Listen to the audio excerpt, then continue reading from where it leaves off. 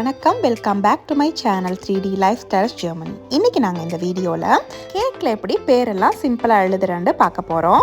பொதுவாக இந்த லெட்டர்ஸ் எழுதுகிற கோனை பார்ச்மெண்ட் பேப்பர்ஸில் தான் செய்கிறது. ஆனால் இன்றைக்கி நான் ஹாஃப் ஷீட்டில் எப்படி செய்கிறதுன்னு உங்களுக்கு காட்டித்தர போகிறேன்.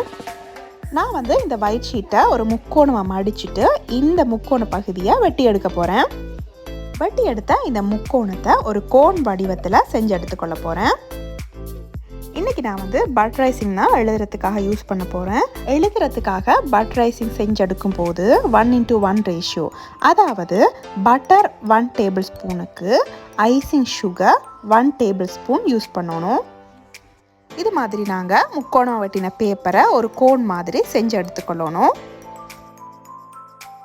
கோண்ட மேல் பகுதியை இது மாதிரி மடித்து லொக் பண்ணிக்கொள்ளணும். இதில் நான் டிரெக்டாக இந்த கோனுக்கே ஐசிங்கை ஃபில் பண்ணாமல் பைப்பிங் பேக் ஒன்றில் ஐசிங்கை ஃபில் பண்ணிவிட்டு அதில் இருந்து நான் இந்த கோனுக்கு ஐசிங்கை ஃபில் பண்ணிக்கொள்ள போகிறேன். கோனோட பாதிக்கு ஐசிங்கை ஃபில் பண்ணிக்கொள்ளணும். ஐசிங்கை ஃபில் பண்ணின பிறகு இதில் நான் செய்கிற மாதிரி மடித்து விட போகிறேன்.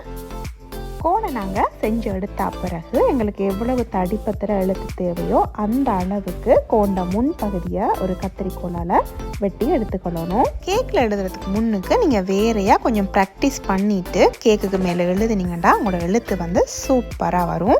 கேக்குக்கு மேலே எழுதுறதுக்கு butter icing, royal icing, whipping cream அல்லது சாக்லேட் சிப்ஸ் கூட மெல்ட் பண்ணி யூஸ் பண்ணலாம்.